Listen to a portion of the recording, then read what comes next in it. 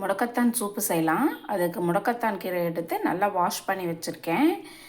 கொஞ்சம் மிளகை இடித்து வச்சுருக்கேன், கொஞ்சம் ஜீரகம் இடித்து வச்சுருக்கேன், இஞ்சி பூண்டையும் இடித்து வச்சுருக்கேன், சின்ன வெங்காயமும் தக்காளியும் எடுத்துக்கலாம். தேவையான அளவு தண்ணி வச்சுருக்கேன். இதில் எல்லாத்தையும் நம்ம சேர்த்துக்கலாம்.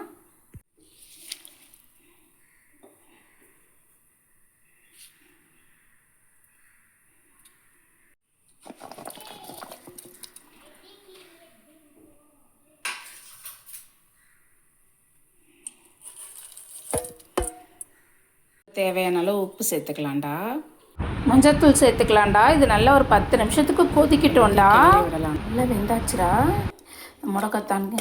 இதை நம்ம இது மாதிரி ஒரு கரண்டி வச்சு இது எல்லாத்தையும் இப்படி மசிச்சு விட்டுக்கலாம்டா. ஒரு வடிகட்டி வச்சு ஒரு பாத்திரத்தில் இதை வடிகட்டிக்கலாம்டா. முடக்கத்தான் கீரை சூப் ரெடிடா. இதில் வேணும்னா நம்ம கொஞ்சம் மிளகுத்தூள் சேர்த்துக்கலாம், கொஞ்சம் கொத்தமல்லி சேர்த்துக்கலாம்டா. சூப் முட்டி வலி இருக்கிறவங்க, முடக்குவாதம் இருக்கவங்களாம் இந்த சூப் செஞ்சு சாப்பிட்லாமா, ரொம்ப நல்லதும்மா.